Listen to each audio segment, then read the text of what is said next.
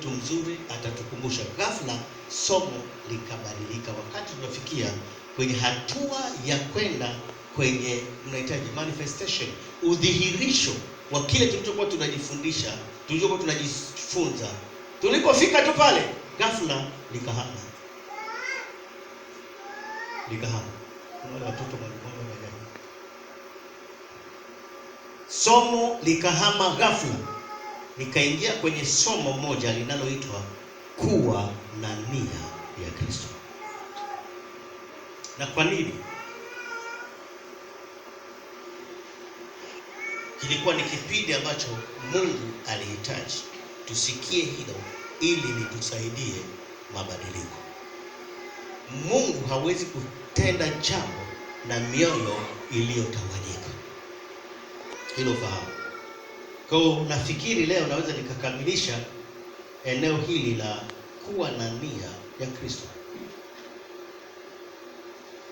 Alafu nikimaliza hapo, basi nitarudi kwenye somo letu la Roho kwenye nyanja zote za maisha yetu, kiroho, kimwili na hata kiakili, na kwenye eneo la nafsi. Sasa hilo acha kidogo, naomba tuingie kwenye kuwa na nia ya Kristo. Katika kitabu cha Wafilipi, naomba nianzie kwenye neno letu la utangulizi. Kwa wale ambao mlisikia, msije ukafikiri ni yale nimekosa ujumbe. Maana kuna washirika sasa, mbona narudia kwa sababu niweni na nia hiyo ndani yenu, ambayo ilikuwamo pia ndani ya Kristo Yesu. Wafilipi mlango wa 2 mstari wa 5 mpaka wa 11. Wafilipi mlango wa 2 mstari wa 5 mpaka wa 11. Naomba hapa nisisitize haya yafuatayo. Anasema iweni na nia hiyo ndani yenu, ambayo ilikuwamo pia ndani ya Kristo Yesu. Anaendelea anasema, ambaye yeye mwanzo alikuwa yuna namna ya Mungu, naye hakuona kule kuwa sawa na Mungu kuwa ni kitu cha kushikamana nacho, bali alijifanya kuwa hana utukufu, akatoa namna ya utumwa, akawa mfano wa wanadamu. Tena alipoonekana ana umbo kama mwanadamu, alijinyenyekeza akawa mtii hata mauti, naam, mauti ya msalaba. Kwa hiyo tena Mungu alimwadhimisha mno, akamkirimia jina lile lipitalo kila jina, ili kwa jina la Yesu kila koti lipigwe, la vitu vya mbinguni na vya duniani na vya chini ya nchi, na kila ulimi ukiri ya kuwa Kristo Yesu ni Bwana, kwa utukufu wa Mungu Baba. Naomba tuende taratibu kwa sababu hapa nafundisha. Naenda taratibu kwa sababu ndio nahitimisha somo hili la kuwa na nia ya Kristo.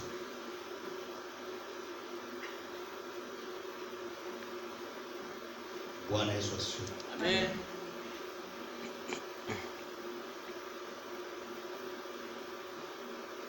Nilisema hivi na narudia tena kwa wale waliokuwepo. Nia ni nini? Ufahamu kwanza nia.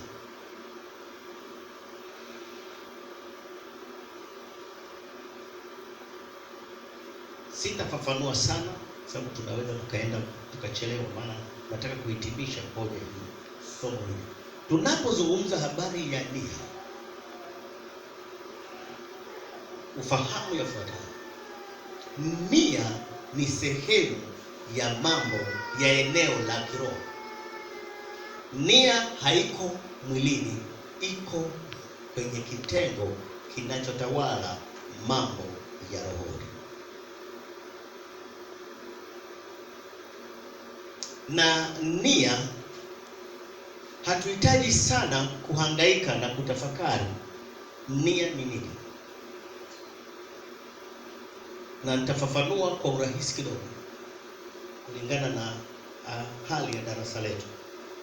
Nilisema katika madarasa magumu kufundisha ni madarasa ya makanisa, maana yana watu wa level zote, alafu kila mtu anataka atoke na kitu. Kwa mwalimu anayefundisha mambo haya madhabahuni huwa mwahurumia, kwa sababu wanapambana na kila uwezo wa kuelewa wa kila mtu amuelewe. Tunapozungumza habari ya nia, nilisema nia, kabla sijatoa tafsiri ambayo nilishawapa, nia inashughulika na mambo ya rohoni. Hilo fahamu. Na nia iko kwenye eneo la nafsi, kitengo cha nafsi. Sawa? Kwenye kitengo hiki cha nafsi, hapo ndipo ambapo nia inakuwepo. Lakini ufahamu kabla ya kwenda mahali kwamba nia ni eneo muhimu sana kwa mtu ambalo linamuunganisha na ulimwengu wa roho, au linamuunganisha na mambo ya roho. Ni eneo ambalo linakuunganisha, ni eneo la mahusiano ya muamini, ya mtu na Mungu wake, au linamuunganisha yeye anayeamini huyo Mungu na hicho ambacho kiko ndani yake. Kwa nia inashughulika na mahusiano kati ya Mungu na mwanadamu. Sawa? Nafundisha hapa sihubiri, sawa? Kwa usitarajie kurukaruka. Hii inakwenda taratibu. Inakuunganisha nia na mambo ya roho. Inakuunganisha na Mungu unayemwamini, kwa sababu nia inashughulika pia na mambo ya kiimani. Hiyo ni hatua ya kwanza ya dini. Lakini nia inashughulika na kusudio, adhima, kile unachoazimia. Inashughulika na maamuzi ya ndani moyoni kabla ya matendo, na nia inatawala matendo ya mtu, maneno ya mtu na mawazo ya mtu.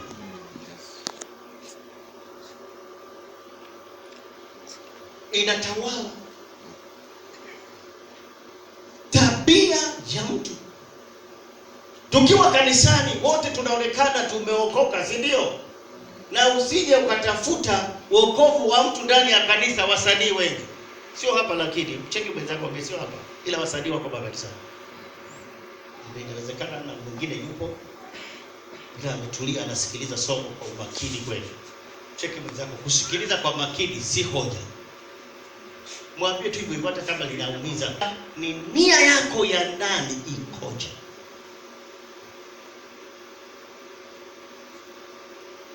Nia yako ikoje?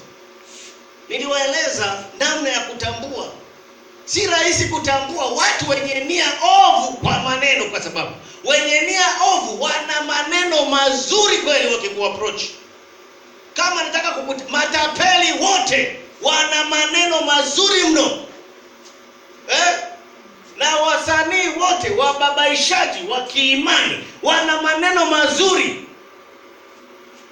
Akikuona, haleluya pastor, Bwana asifiwe.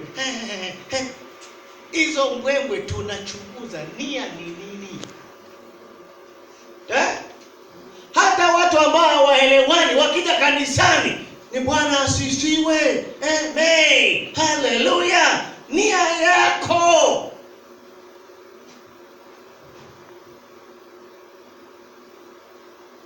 Watenda dhambi wakiwa kwenye ibada wanaonyesha unyenyekevu kweli.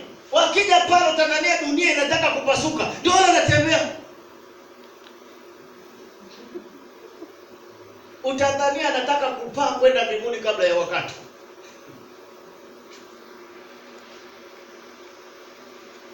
Hata ambao wamekosea waliokosea na wanaokosea wanapokuja kwenye ibada zote, si hapa tu, huko kwingine, yani wote waungwana kweli. Hapo bado shaka, huyu ndiye yule mtukanaji, huyu ndiye yule mwizi, huyu ndiye yule tapeli huyu. Mimi nishakutana na matapeli wengi wenye nia nzuri, wenye maneno mazuri, lakini ni hao. Na wengine ni watumishi kabisa. Nilishakutana na mchungaji mmoja alikuja kuhubiri mahali fulani, nikawepo kwenye hiyo ibada. Kumbe ni tapeli mno. Mimi nilikuwa mgeni pale, nimesafiri zangu, nimefika, akapiga injili ya nia ovu lakini maneno mazuri. Sitasahau, akawachangisha watu pale. Hata hapo sibishatapeliwa kanisani hapa, na wale jamaa waliotoka sio, akasema wametoka Msumbiji, wamekamatwa huko, walikuwa gerezani, wamenyoa maupara yao kama wanatoka gerezani. Waovu watupu, kama mama poleni. Wakamsaidia na nauli kwenda Mwanza sijui. Kuna mchungaji mmoja alikuja akanitapeli hapo, nikamsoma nikamwambia, ndugu, na kuelewa. Unakumbuka wewe? Si alikuja akakwambia, namtaka mchungaji, nataka nimsalimie na wahi. Tapeli wa kutupwa. Ametilia na kola, mimi ni mchungaji, anafahamu hata rafiki zangu. Akamwambia, unamjua prophet fulani? Yule amesema wewe ni baba yake ulimlea, kumbe ametoka Mwanza. Au anatoka Mwanza, unafahamu? Prophet Deo, Jeni. Unamsikia? Jeni. Haya. Kijana mmoja niliwalea. Hasa wao akaniambia, nimetoka kwa Jeni, akasema wale niwasaidia wakao vikuu vijana wale.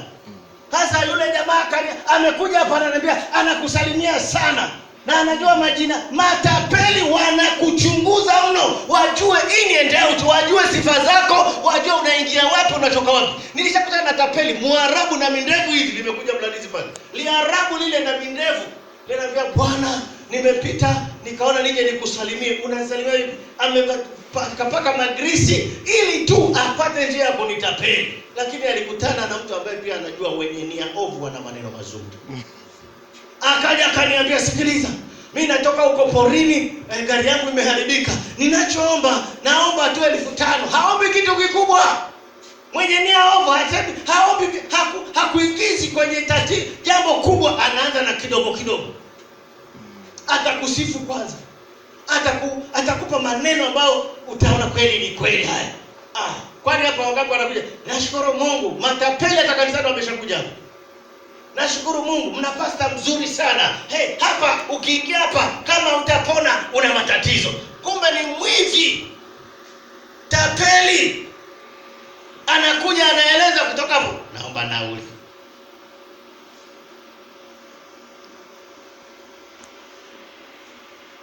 Sabani nimekwama kabisa.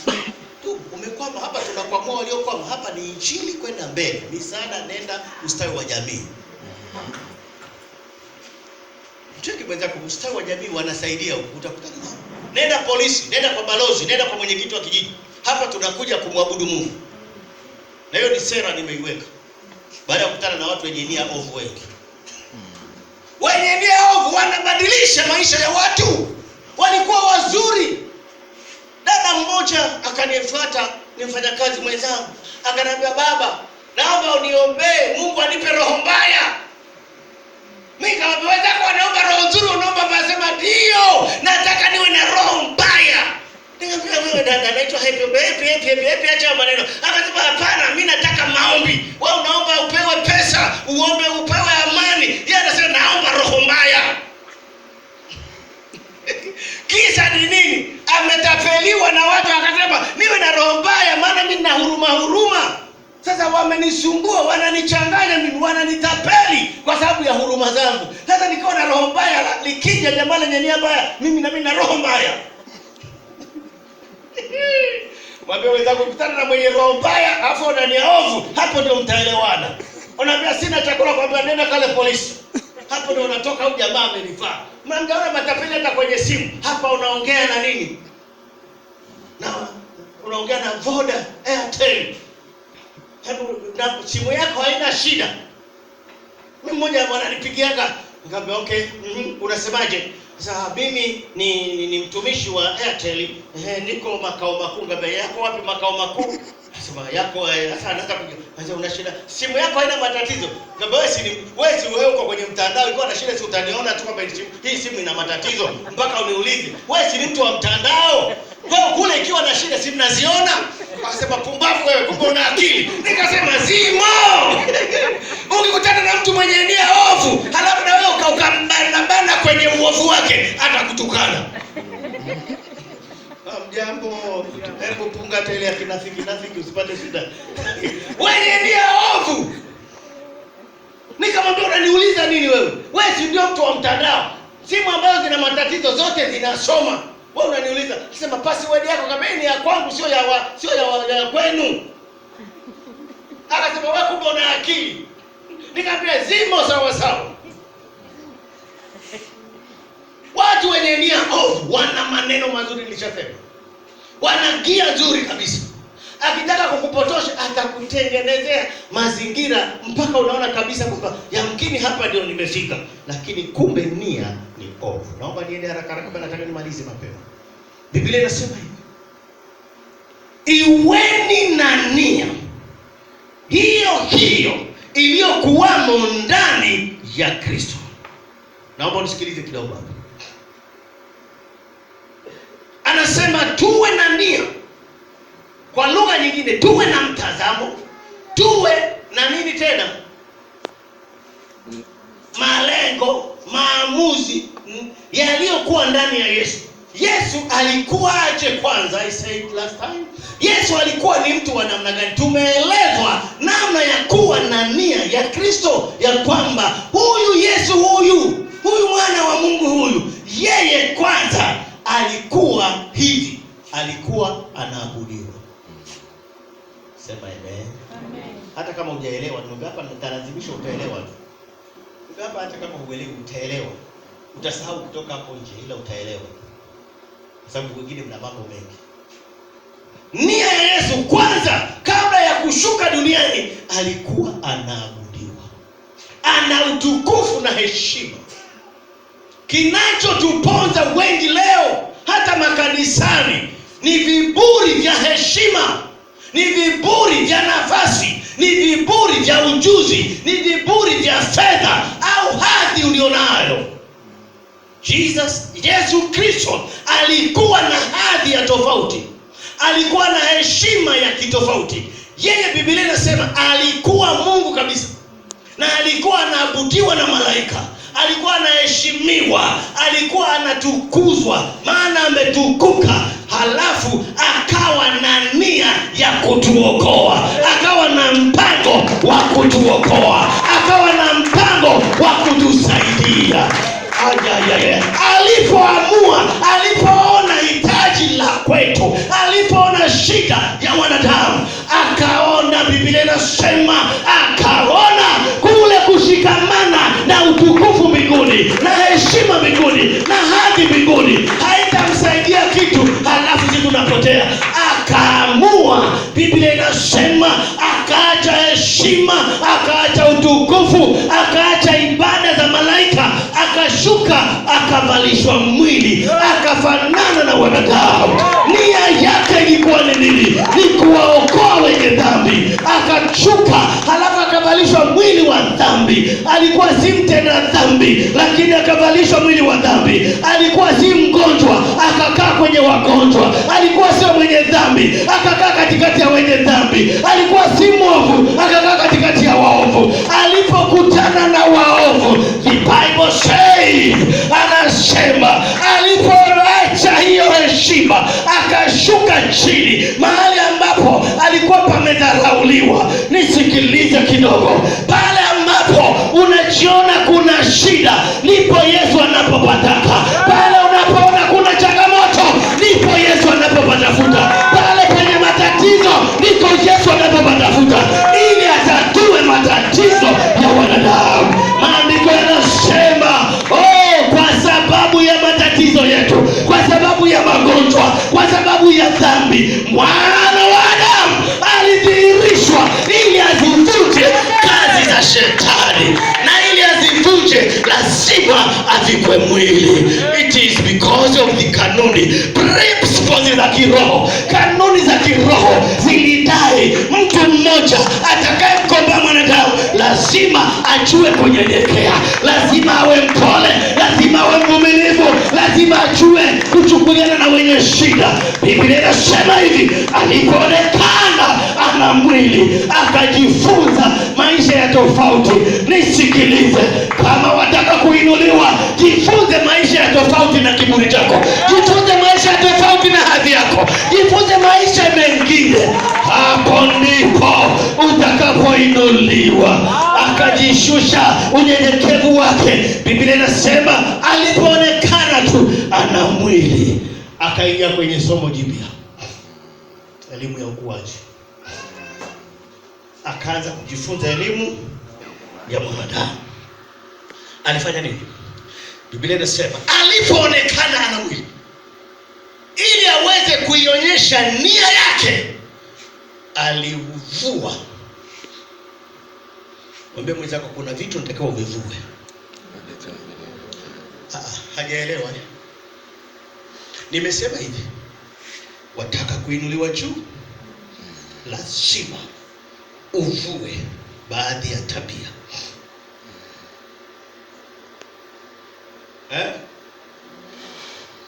Kuna tabia lazima uachane nazo ili uinuliwe.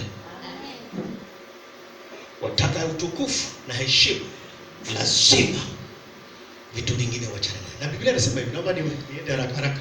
Anasema na alipoonekana ana mwili, alijifunza kunyenyekea. Naomba nikusaidie.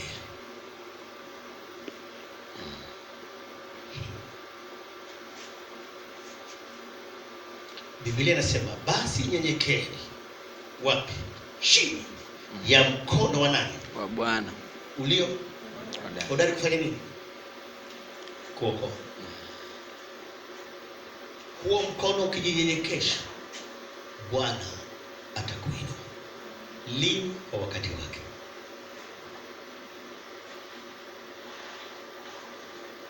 Na nilishawahi kusema hapa kanisani, Mungu ni Mungu wa wakati na majira.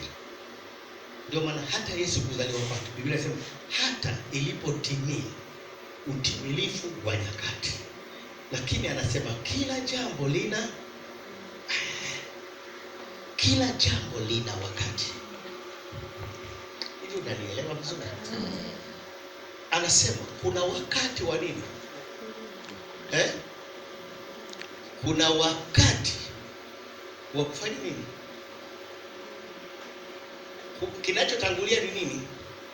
Unatangulia kulia au kucheka? Unatangulia kulia? Someni Biblia vizuri. Msije mkatanguliza kulia alafu mtakao mwanze kucheka. Kuna wakati tusubiri kifo, hata kama ukitaki wafa. Na naongea na watu ambao wanatarajia kufa. Na hubiri watu ambao watakufa. Lini? Mungu ndiye anayejua. Ila mimi ninachojua cha uhakika wafa. Wewe unaogopa? Unataka usife? Sasa mbona tabida uitiki? Tunachosubiri sasa hivi, kwa sababu wakati wa kuzaliwa tumeshazaliwa. Kwa wakati unaofuata kwa mwanadamu cheki mwanzo. Mwambie usiogope kufa. Yanapokelewa kwenye eneo la nafsi. Biblia inasema alivyoonekana ana mwili. Rejea somo lile la mwitikio. Alipokeaje? Tulipokeaje? Tunapokeaje? Tunaitikiaje mabadiliko yanayosababishwa na wakati? Biblia inasema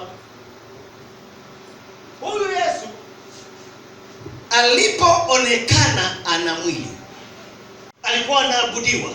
Wakati ukaja akavalishwa mwili. Alipovalishwa mwili aligundua kanuni za kutembea na mwili ili ampendeze Mungu. Ni unyenyekevu. Nisikilize kidogo. Kitakachotufanya tuinuke kiroho, twende mbali kiroho, ni kanuni ya unyenyekevu na utii. Mambo mengi tunashindana nayo yanatushinda kwa sababu ya unyenyekevu na utii. Ndivyo Yesu alivyokuwa. Alinyenyekea kwa nini? Kwa nini alijinyenyekesha? Ni ili atupate tulio chini, ambao unyenyekevu hatuna. Mwanadamu kwa asili ana kiburi,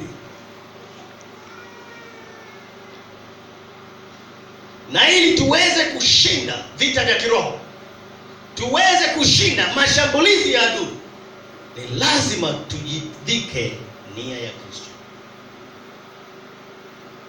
Nilieleza kwamba eneo la nia ni kitovu cha maamuzi.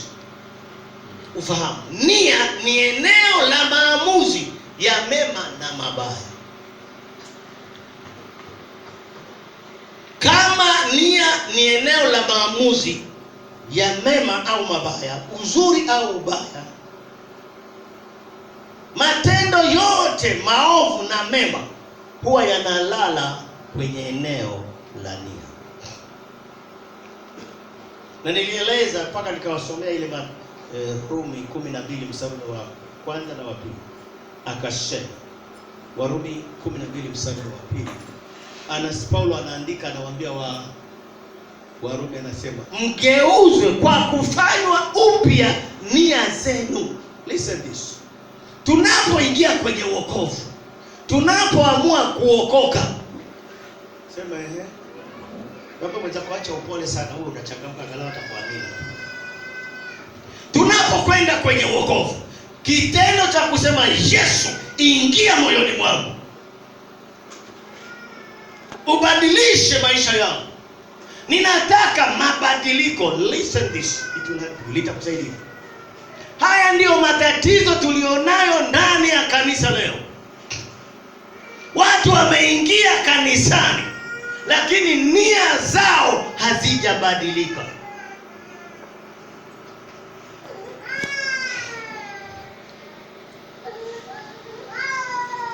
Kama nia ya mtu haijabadilika wakati wa kuokoka, na unakumbuka nilisema wokovu ni nini? Wale ambao mnakumbuka, naomba mnisaidie nijue nina darasa zuri. Okoka kwa lugha ya kiroho ambacho kimekaa vizuri ni kwamba Biblia inasema nanyi mfahamu kwamba mlihamishwa, mliokombolewa mkahamishwa kutoka wapi? Hatari iliyokuwepo ni nguvu za giza. Ufalme wa giza ulitukamata, ulitutumikisha. Tuliposema Yesu tunakutaka, maana yake tunataka badiliko, tunataka kuhamishwa, tunataka mabadiliko ya nafsi na maisha yetu yabadilike. Kinachobadilika kwanza ni ndani, sio nje. Kwenye nia ndio penye shida. Naomba unisikilize hapo, maana kuna hoja nataka niiweke sawa. Tunapohamishwa, wakati walishahama nyumba, nyumba chumba tu hata. Unajua kwa kwenye nyumba yako mwenyewe unasema ngoja nihamishe hivi tu. Issue kuhama. Mwambie wenzako hakuna tatizo kubwa kama kuhama. Yaani unaweza ukasahau, unafika kule ujue hata kiatu chakulia umeweka wapi? Uhamisho. Unaweza ukahama ukajikuta shati liko kule umelisahau. Halafu unaweza ukasahau kitu kidogo sana. Kitu gani ambacho unaweza ukasahau? Wamama unaweza ukasahau deki. Kweli si kweli? Ukalisahau kule, si ndio? Sasa maji yakimwagika ndio unaona dekio liko wapi? Unasema nimelisahau kule zamani. Sasa issue kwenda kulifuata, si ndio?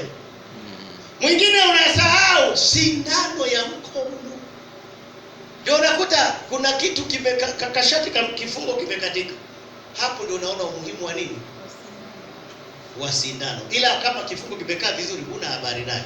Unaona maisha tu ya kawaida.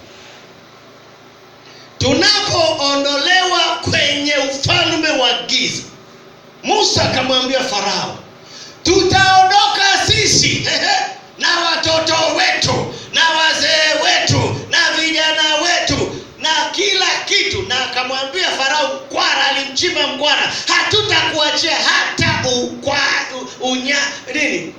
ukwato. Yani kama tulikula nyama, hata ile mifupa ya ng'ombe tulizokula tukaondoka nazo, kwato zile. Unajua maana yake ni nini? Tunahama na vyote tulivyokuwa navyo, tunakwenda kwa Yesu. Hatuachi chochote mitaani huko. Sasa nisikilize, kuna watu wamehama. Wasema hebu naomba uchangamke kidogo, unitie moyo hata kinafiki wewe. Watu wamehama kutoka kwa shetani, halafu wakamwachia pesa. Walokole, Bwana asifiwe. Wengine mfumo wa fedha wameuacha wapi? Hivi hamjui mlikoachia vingine? Hamsemi. Wameacha wapi? Kwa shetani. Halafu yuko kanisani, kaacha pesa kwa shetani, si ndio? Mfumo wa maisha kaacha kule, mfumo wa fedha kaacha kule, anakuja huku. Utawafahamu hao walioacha, ambao hawakuhama sawa sawa. Akisikia sadaka,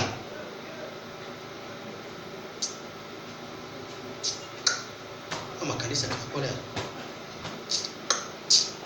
mpepe tapata kuswenda wewe, tulia upone. Wanaanza kufyonza wachungaji wanaohubiri fedha, kwa sababu mfumo wa fedha wameacha wapi? Wamemwachia shetani. Ngoja usikilize sasa kimbembe. Akisikia huku kuna kutoa fungu la 10, sema hao wanatuibia hao. Wanatafuta maandiko. Kwani Biblia inasemaje? Kwani Yesu alifundisha fungu la 10? Wanaanza kutafuta wachungaji wadhaifu kwenye mitandao, wanaanza kuridhiana nao kwamba hapa ngoja angalau huyu ananisaidia. Nisikilize. Usitiwe moyo kwenye udhaifu kadhania umesaidiwa. Heri uambiwe kweli upone umo. Wengine mfumo wa familia wameacha kwa shetani, hawajahama sawa sawa. Wakiingia huku kwa Yesu kila wakati, ndio nilichosema, madhabahu zinazoita, zile madhabahu ambazo tulizitumikia zamani zinaita jo kama vyura kwenye maji. Ukitembea sika jo zinakusumbua mpaka unaitika. Wengi wameitika kwenye madhabahu za zamani, za tabia za zamani. Kama ulikuwa mtukanaji, na kuambia utajizuia tu, mfumo ule, nia ile haitasafishwa. Tunapookoka nia zetu zinatakaswa, zinasafishwa, zinawekwa huru. Biblia inasema kama tulivyompokea Kristo na tuenende hivyo hivyo. Kristo alikuwa na nia gani? Alikuwa na nia safi ya kuyafanya mapenzi ya Mungu hata kama ni gharama. Mambo ya Mungu ni magumu. Mcheki mwenzako, mwambie inauma lakini inabidi tutekeleze. Inauma lakini inabidi tutii. Niliwaeleza wakati fulani, nilipita kwenye changamoto kubwa ya kutukanwa, mnaita ni subordinate, mtoto mdogo kazini. Nimempokea, nikamsaidia mama yule, siku ametibua mambo kwa akadanganywa. Nisikilizeni, roho za udanganyifu zimeingia leo makanisani, zinavuruga kanisa. Watu wameanza kuchocheana uovu. Yule akachochea uovu kwa wenzake, halafu akanitengenezea bifu. Sasa mimi niko nimetulia tu, mtu kanitengenezea huko, katibua mambo yake mwenyewe ya kizembezembe, akafika akasema aliyekuchomea ni Aza. Mimi baba wa watu, kaka Aza, sina shida na mtu. Nimetulia na nena zangu kwa lugha, naona wafanyakazi ni wazuri. Kumbe kuna mtu ametengeneza fitina.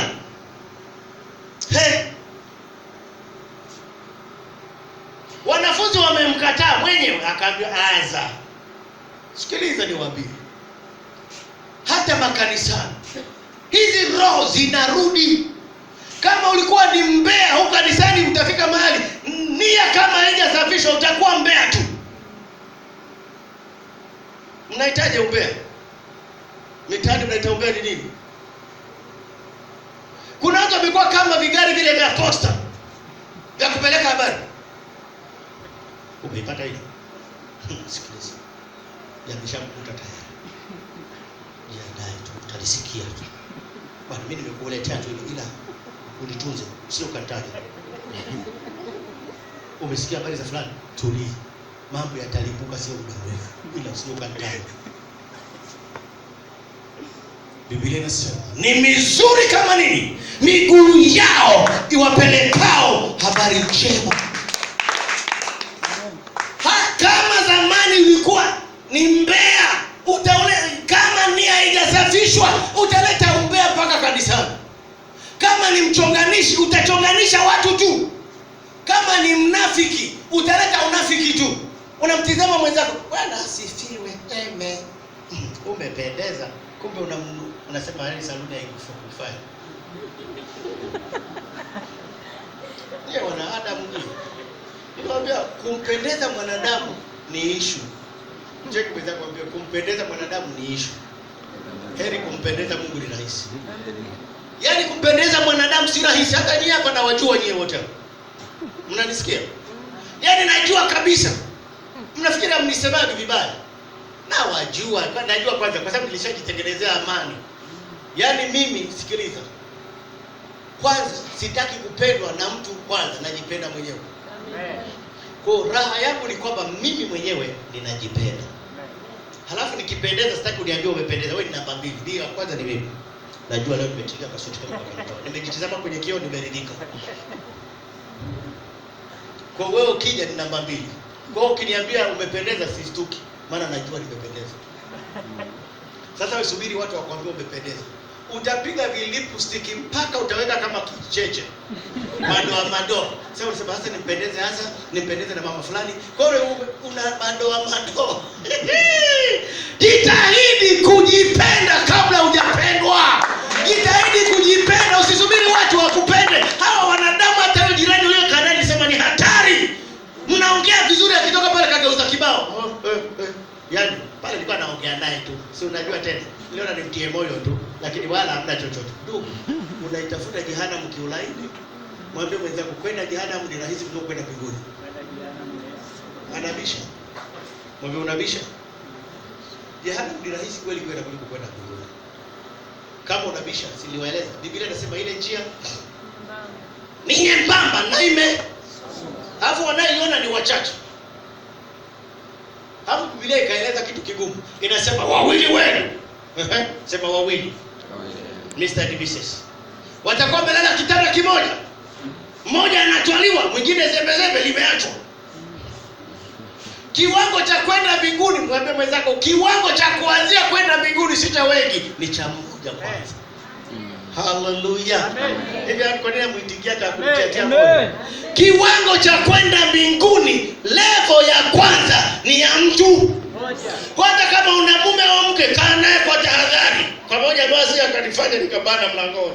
Asije kama ni mzigo. Sawa? Na usije ukachanganywa, sema tuliambiwa usije ukawa mzigo hapo pia. Pastor alisema wewe ni mzigo. Utadundwa, utatolewa manundu. Shauri yako. Uwe na akili za kufikiria, maana wengine hawana akili za kufikiria. Biblia inasema wawili watalala pamoja, mmoja atolewe mwingine aache. Hapo na wewe utaachwa wewe. Haya. Biblia inasema atakayevumilia mpaka mwisho ndiye atakayeokoka.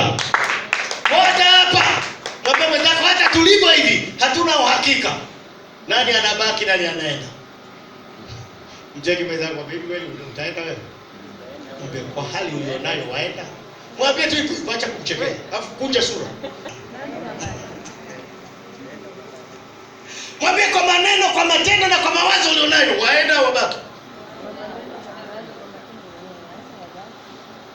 Kisha mbona mwambie tunamwogopa sababu mgeni, muulize hivi. Hakujui leo umjui, mwambie kwa hali ulionayo unaenda, naye anakuambia kwa hali ulionayo unaenda. Hapo hiyo hali akisema linaenda mpaka kwenye moteli, ndio unakumbuka kweli pale nilikosea. Pale kwa kweli pale inabidi matengenezo. Wakristo wa leo wabishi, hawataki toba. Wanadhania wanaenda mbinguni kama kumtembelea mjomba. Hatuna mjomba mbinguni wala shangazi wala rafiki mwingine. Tuna rafiki mmoja ni Yesu Kristo. Tuna mwenyeji mmoja, ni Yesu Kristo. Na Yesu akasema, ingieni kupitia mlango ulio mwembamba. Utafanikiwa tu kama nia yako ni njema. Naomba niendelee na nimalize, maana masomo haya nimesema na yavuta taratibu. Haya ni dozi ambayo inatakiwa ishuke kwenye nafsi, ikae sawa. Bwana asifiwe. Amen. Naomba fahamu, badiliko la kweli la wokovu linaanzia kwenye nafsi, kitengo cha nia. Wengi wanaokoka kisani. Cheki mwenzako, uliokoka kweli kwa kumaanisha. Alafu unamcheki usoni, alafu unampiga jicho kali kama la mtumishi wa Mungu. Mtizame usoni, mwambie, hivi uliokoka kweli kweli? Muulize, ulichokimbia ni nini? Kwa nini uliokoka wewe? Ana maelezo. Ukikuta tu anacheka jua huyu anabidi apigwe toba namba 2. Tukimaanisha kuokoka, toba ya kweli nilishaeleza sana nyewe watumishi wa Mungu. Yaani mkikosea ni nyewe, mimi ni mjana wa mikono. Nilishawafundisha mambo mengi ya misingi ya wokovu. Toba ya kweli nilisema inaambatana na badiliko la mwenendo na tabia. Kweli si kweli? Ni mara kwanza kulisema. Mnajua likirudiwa maana yake badiliko halijakamilika. Toba inayoleta matokeo hubadilisha mwenendo na tabia za muamini. Tunapookoka, Yesu anaingia kwenye eneo la nafsi na kwenye eneo la nia, anaisafisha nia. Anaposafisha nia, anakaa pale. Anapokaa pale, anashughulika na mambo yanayoingia na yanayotoka. Sawa? Amen.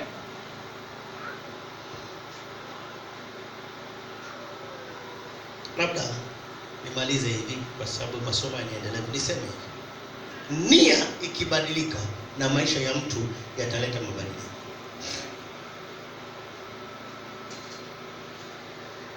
Nia zinasafishwa na kubadilika. Na naomba ufahamu, tunapoongea habari ya moyo safi, moyo safi nilieleza ni ule ambao, fahamu hili kwa uhakika, moyo safi ni ule ambao, huo ni moyo safi. Yaani kimbingu umesamehewa. Sema namba 1, mbingu zimekusamehe. Kwa hapo hamna shida. Hapo hamna mgogoro. Tunasamehewa kiulaini kabisa. Changamoto iko huku kwetu huko. Kimbingu umesamehewa. Halafu kidunia, huo moyo safi huwa unatoa msamaha usio na masharti. Kidunia moyo safi ni ule moyo ambao unasamehe bila masharti. Hiyo imekaa. Hebu sema amina basi. Amen. Mcheki mwenzako, mshike mkono, hebu sema amina, acha kurudisha sauti chenyewe hicho. Kikohozi tu kinakata sauti. Yeye kikatwa moja kwa moja. Kwa sababu amina tu yani inakusumbua kweli kusema. Ukisema mtu akisimama mbele akiongea jambo lina point, wewe sema amina. Angalau atashusha na la pili. Amen. Hautamvunja moyo. Sema amen. Amen. Hallelujah. Wapendwa, mioyo safi duniani inatoa msamaha usio na masharti. Madhabahu za shetani na za zamani tulizozitumkia, zenye vinyongo, zenye visasi, zenye kiburi, huwa zinasema hivi, usikusamehi mpaka umepiga magoti, niliwaeleza last week. Ndio wapendwa, wanataka mtu akupigie magoti ndio ujue naomba unisamehe. Mama fulani, baba fulani, nisamehe. Mwingine ni mke wako, anakuomba msamaha, amepiga magoti, halafu naangalia TV. Sasa sielewi. Pack your things and off you go. Umenikwaza sana. Wapendwa, Yesu alisema makwazo hayana budi kuja. Mimi nilishakwazwa sana mpaka na washirika. Na mfahamu ili sio kanisa la kwanza kwangu. Wala ambao mnafikiri ambao nimekuja kuanza huduma hapa. Mwenzenu ilianza zamani mno. Wengine mlikuwa hamjui Yesu anaitwa nani. Niliwaeleza kanisa la kwanza nilianza mwaka 85. Wewe ulikuwa umeokoka. Halafu leo na kufundisha unasema hii pastor naye ana. Wewe unaweza kufundisha kipi? Unajua tuheshimiane tu hivi. Mwambie mtaka tuheshimiane tu. Kwa viwango tulivyonavyo tuheshimiane. Cheki mwenzako mwambie heshimu viwango vya watu. Mbona mnakuwa wagumu kusema mmeamkaje huko kwenu? Mlifukuzwa kuja kanisani? Mwambie mwenzako heshimu viwango vya watu. Mwenye heshima anastahili heshima yake. Nami nataka heshima yangu kwenu.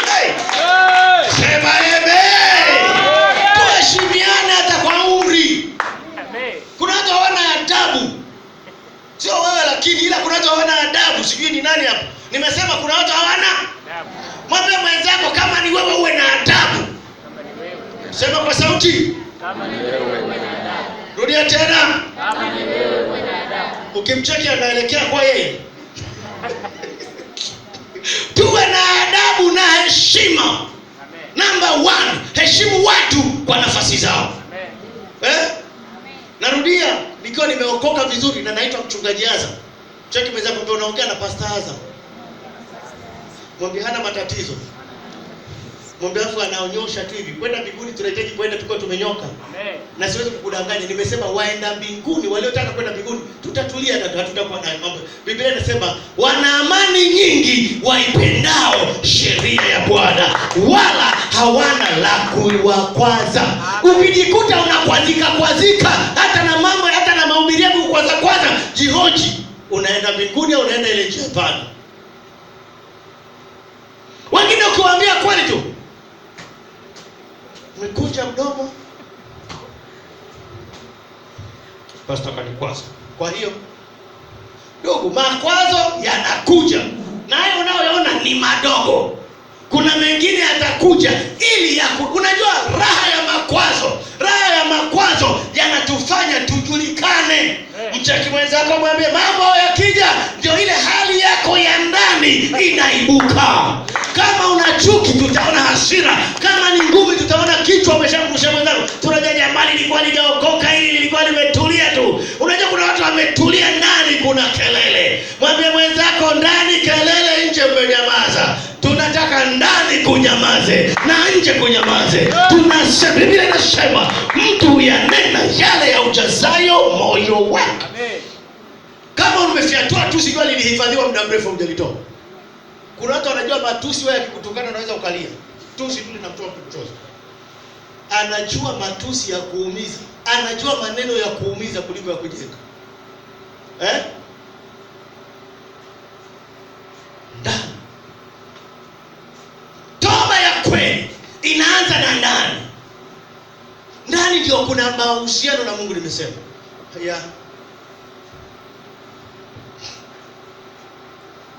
Na badiliko lenye matokeo tutaliona kwenye tabia.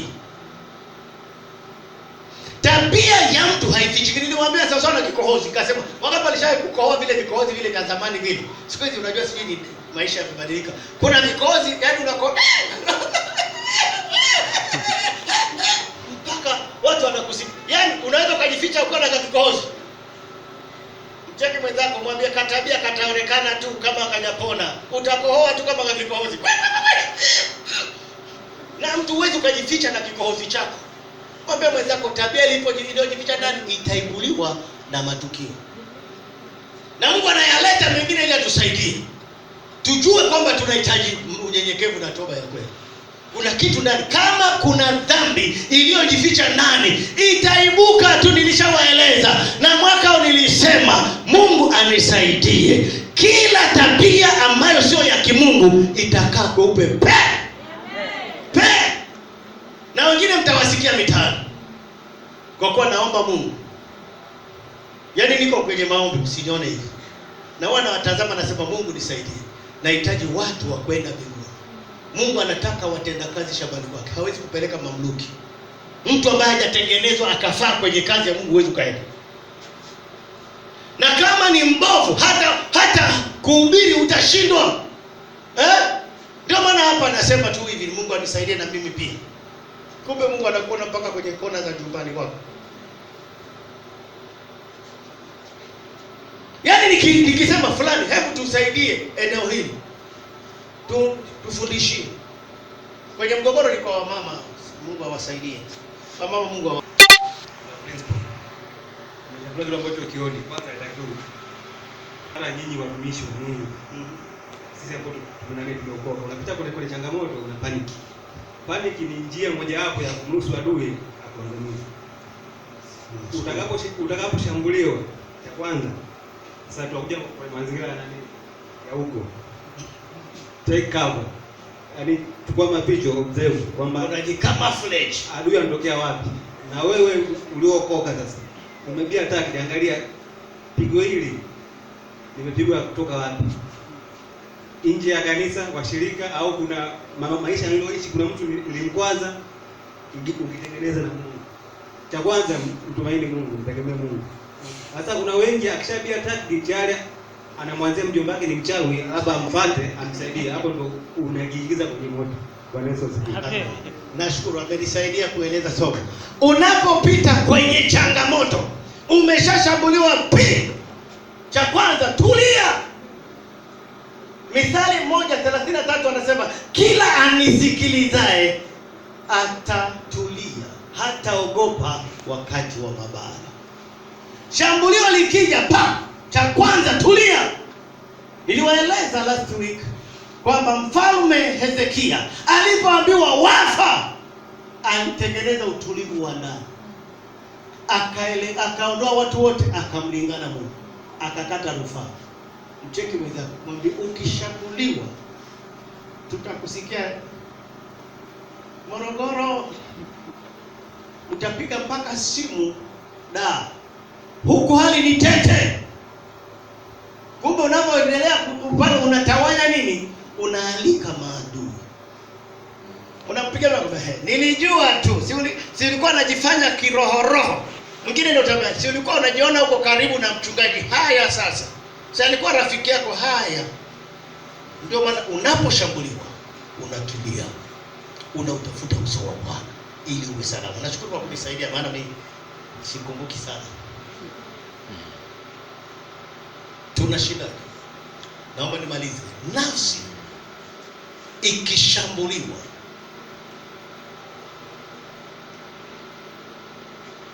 kuna kitu kitatokea ndani. Nia ikiharibiwa, nia huwa kuna nia ovu. Hii nia ovu, kuna watu wenye nia ovu, sawa? Niliwaeleza na narudia tena kwa sababu nataka ili eneo tupone. Nia ovu, mtu anakueleza jambo kwa nia ovu. Okay, thank you Lord. Naomba niseme hili. Nilionyeshwa jana usiku. Na it is a message. Ni ujumbe kwa mmoja katikati ya kanisa hili. Ni mama mmoja hivi. Na nilikuja asubuhi wakati najiandaa kwa saa 11:30 nishaamka, nikapata taarifa hii tena. Kuna changamoto anapitia huyu mama. Sio kama simjui, ila sitamuita. Sababu tunapima pia maturity. Anajua ni yeye, halafu anatafuta nini? Anatafuta marafiki hivi. Inakuwaje? Mungu alinionyesha hivi. Ndio waeleza Ijumaa kwamba kuna kundi la mama. Kwa tunamshika mikono sababu amechoka na yuko yaani ni mtumishi amechoka. Kawa nikamwambia mshike mkono. Kamshika mkono, Mungu kwa nini? Akaniambia amechoka. Kaja. Sikutaka kuendelea sana, Mungu akaniambia watu wamechoka. Lakini hiyo nyingine ilikuja live kabisa. Na mara nyingine huwa Mungu ananipa kuona kidogo, si ndio? Sio kwamba sioni.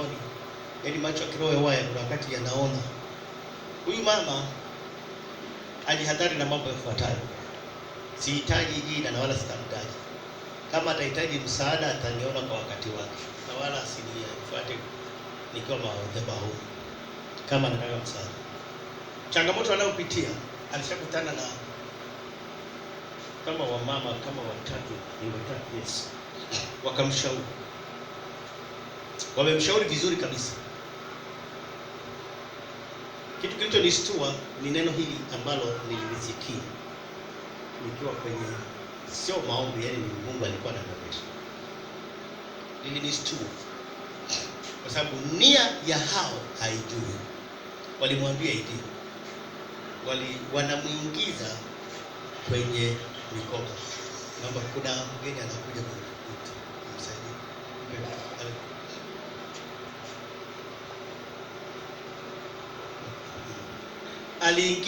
Anaingizwa, hajaingia sawa sawa, ni kwenye kikundi.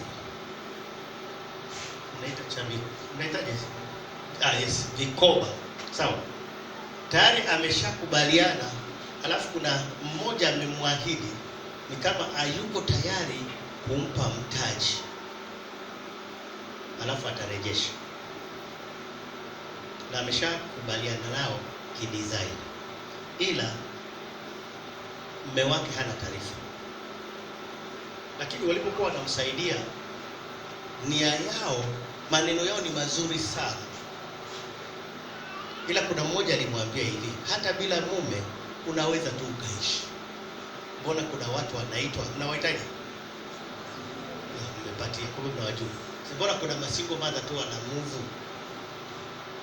na yale mawazo aliyoingiziwa yameshaingia moyoni, tayari yanaanza kuongea kwenye moyo wake. Sasa kule kutafakari, anatafuta namna ya kufanya. Mungu aliniambia atakapofanya ndani ya muda mfupi sana, hana atakachoweza kufanya, tayari ataingia kwenye maisha magumu. Halafu kwanza atahatarisha kiroho chake, kwa msaada atakaopata hata upata kwa watu sahihi. Kwa hiyo ni nia ovu ambayo ipo, ila yeye hajui, na Mungu amsaidie huyo mtu. Nimemaliza. It was a message. Bwana asifiwe. Naomba tumalize somo letu hili. Hii inaitwa elimu ya ukuaji. Kukua kwenye nia ndiko kunakobeba sifa kuu zote za Mungu: upendo, huruma, msamaha. Kila kitu kimebebwa kwenye nia. Sasa nimalize kwa kusema hivi, kitu kikubwa, tunapookoka tunasamehewa nini? Dhambi. Na tunatakiwa kila siku tuwe tunatoa nini? Msamaha sisi wenyewe. Nikaeleza nikasema maana ya kusamehe mnaifahamu vizuri, nilieleza hata Ijumaa. Kusamehe maana yake ni kwanza, kunaanzia mtu ambaye unatakiwa umsamehe ni mtu wa aina gani? Tunasamehewa kwa sababu sisi ni watu wa aina gani kwa Mungu? Maana ya kusamehe kwanza, ili usamehe, sema ni lazima utoe msamaha ukiwa kwenye hali hizi ambazo ni mbaya. Kitu cha kwanza, uwe unajisikia vibaya. Yaani unasamehe kwa kuwa unajisikia mtu amekutendea jambo alafu unajisikia vibaya. Unasamehe kwa sababu pia una jambo ambalo limekuumiza, limekuhuzunisha.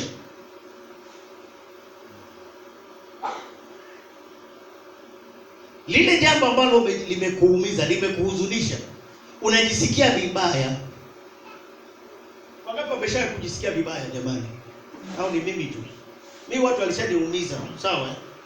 Yaani nilishaumizwa mpaka nikatengeneza kanuni lao nisaidie. Wangapi walishawahi kuumizwa na watu? Umeumizwa na maneno ya watu, matendo, ulishatendewa vitu vya kukuumiza. Mliweza kusamehe? Au bado mnaendelea kushikilia?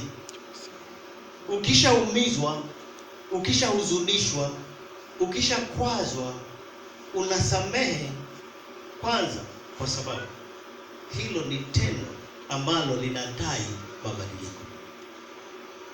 Sasa unasamehe kwa sababu ulijisikia vibaya, ulijisikia huzuni, ulijisikia kulipiza kisasi, ukajisikia na hofu fulani ya matokeo fulani. Sasa unapotaka kumsamehe, ujue unataka mabadiliko. Narudia tena, unapotaka kusamehe, maana yake unataka nini? Mabadiliko. Usiendelee kujisikia, usiendelee kuhuzunika, usiendelee kuwa na kinyongo. Sasa ili usamehe, ujue msamaha ni kitendo cha hiari. Msamaha wote ule unatoka, ni tendo la hiari.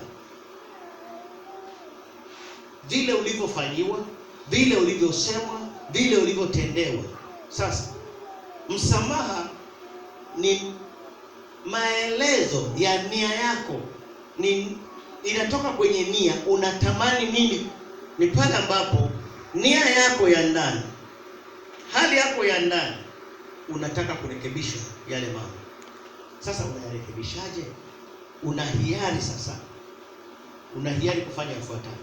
Una hiari kuachilia kinyongo. Sawa? Baada ya kuhuzunika, ulijisikia vibaya, si ndio? Ukaona kakinyongo fulani. Kwa ni uhiari unaochukua kuachilia kinyongo, hasira, kisasi dhidi ya mtu aliyekukosea. Nirudie tena. Ni tendo la hiari analolifanya mtu la kuachilia, kuondoa kinyongo, kuondoa hasira, kisasi dhidi ya mtu aliyekukosea. Na tendo hili linaambatana na kumuondolea adhabu au kile ambacho kingetakiwa kimpate. Unaondoa ile hatia na adhabu inayotokana na ile makosa. Kwa kama ndugu, unamuondolea ile hatia kutoka kwenye moyo wako, kwamba ninakubali kwa hiari yangu kumwachilia Pastor Azam, kumwachilia fulani kwa kile alichonitendea, na Mungu usimhesabie hatia. Kwa ile adhabu ambayo itakiwa kwa kosa hili linastahili adhabu, naomba aondolewe kwenye hiyo hatia. Hilo kosa lisimrukuu. Ndio ile Yesu aliyosema uwasamehe kwa kuwa hawajui wanatendalo. Hapo ndipo nia inapoanza kusafishwa. Na Mungu awabariki. Somo litaendelea nalo kwa kuhitimisha masomo, nitarudisha kwa umuhimu wake. Na Mungu awabariki. Bwana awabariki kabisa kabisa. Kama kuna mtu mwenye kiswali dogo, kazini mimi naenda hata kama wakinitibua, maana najua hapa ndio kuna posho yangu hapa. Kwanza wakinitibua kazini naenda. Unakaa pale siku moja mnakaa mtu anakufanyizia vituko, lakini kazini huko unafanya kazi. Kwa nini? Sasa unajua hapa ndio penye mkate wangu. Sasa ukitibuka kwa Mungu unafanyaje? Penye uzima wako ni kwa Mungu. Shetani anatumia hiyo nafasi. Most of the demons and evil spirits, mapepo mengi yanavizia moyo ulioumia na kuumizwa na usiosamehe. Nia ya Kristo ikiwa ndani yetu, tutayafanya mapenzi ya Baba yetu. Halafu nia ya Yesu asema iweni na nia hiyo hiyo. Hebu jiulize, niliwapa kanuni moja rahisi sana. Sema nikumbushe pia. Simoni kwa kutana na mtu kule kazini kwako. Sio wanakutibwaga. Barua wale unaofanya nao kazi. Jamaa amekutibua. Kajenga ovyo ovyo kwa bosi kaja. Bomoa. Alafu nimwambia mtu wako umemwacha pale kuja kaboronga. Unamfanyaje? Unamuelekeza, asipoelekea azoe, wanatengana naye kwa muda, alafu unamuita tena. Uko tayari? Asiporidhia unaachana. Haya, mtu akikuta